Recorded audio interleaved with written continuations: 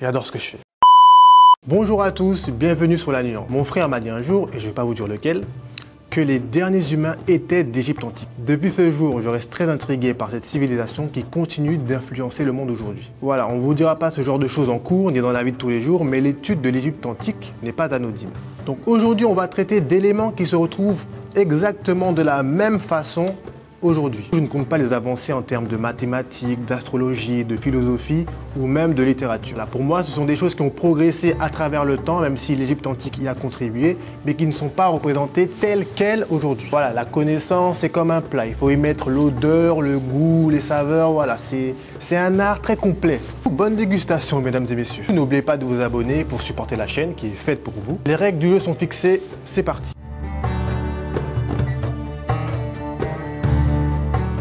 Champion du monde de 98, Lilian Thuram a un fils qui s'appelle Khéphren. Ce nom fait référence à un pharaon de la 4e dynastie de l'Ancien Empire. Il a régné à peu près 2500 ans avant Jésus-Christ et il est célèbre pour avoir construit la deuxième plus grande pyramide après son père, Khéops. 147 mètres pour Khéops, 136 mètres pour Khéphren et pour le fils de Khéphren, ce sera 66 mètres. Donc on peut voir qu'il y a quand même une grosse différence entre les trois sur le podium. Donc voilà, dans la famille des pharaons ayant construit les plus grandes pyramides, donnez-moi le grand-père, le père et le fils.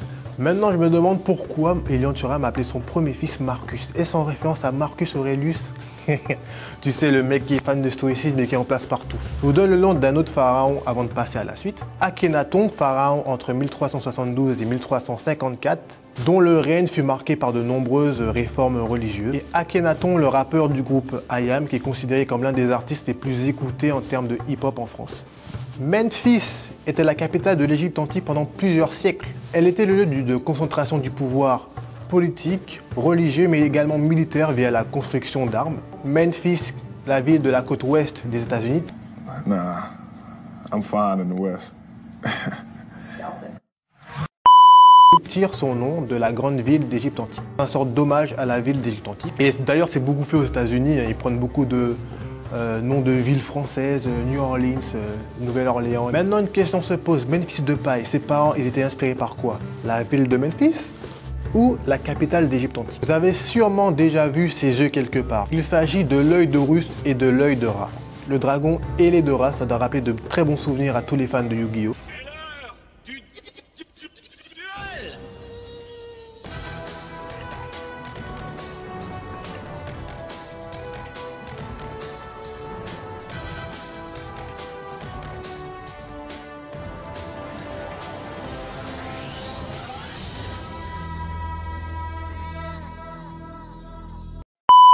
Le premier, donc l'œil d'Horus, est symbole de guérison, de protection face aux forces du mal. Guérison car le dieu Thoth guérit son œil blessé par Seth. En revanche, l'œil de Ra symbolise la vision divine, la clairvoyance. Dans le sens où Ra est l'incarnation même du soleil, donc il voit exactement tout ce qui se passe avec beaucoup de clarté. Je ferai sûrement une vidéo sur les divinités égyptiennes, car c'est une façon très intéressante de pouvoir expliquer le monde. On a fait le tour sur tout ce qui est prénoms et symboles, je ne reviendrai pas sur les hiéroglyphes ou l'art. Passons à la suite.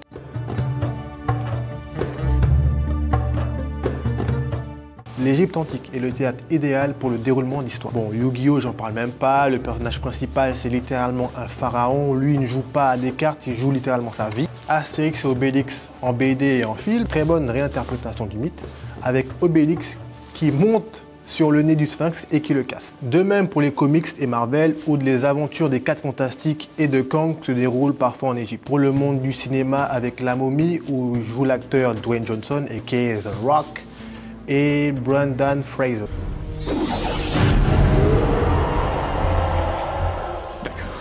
D'accord, maintenant j'y crois. Peut-être que vous ne l'avez pas reconnu, donc je vais vous montrer une autre image. Et voilà, là c'est mieux. Il y a tellement d'éléments intéressants dans le folklore égyptien que c'est évidemment le théâtre idéal, parfait pour la création d'histoire.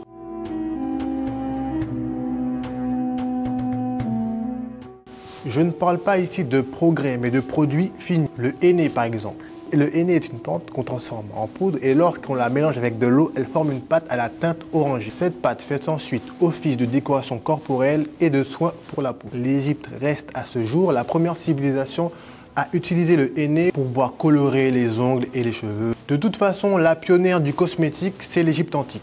Le maquillage servait au rite funéraire et le but était de rendre beaux les défunts avant qu'ils puissent rentrer dans l'au-delà. Dans l'au-delà, il y a une rencontre avec les dieux.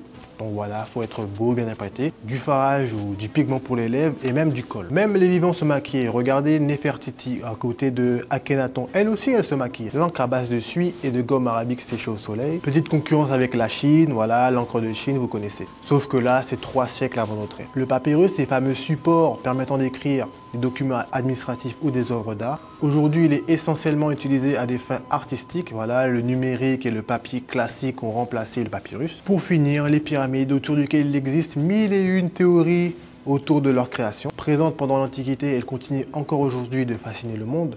La pyramide du Louvre en verre et métal, voilà l'inspiration. Mais aussi le casino Luxor qui multiplie également beaucoup de références à l'Égypte antique. Une entrée en forme de sphinx, un obélix, une pyramide à 106 mètres. Et dire que même en faisant une pyramide de 106 mètres, ce n'est toujours pas aussi grand que les pyramides créées déjà lors de l'Antiquité.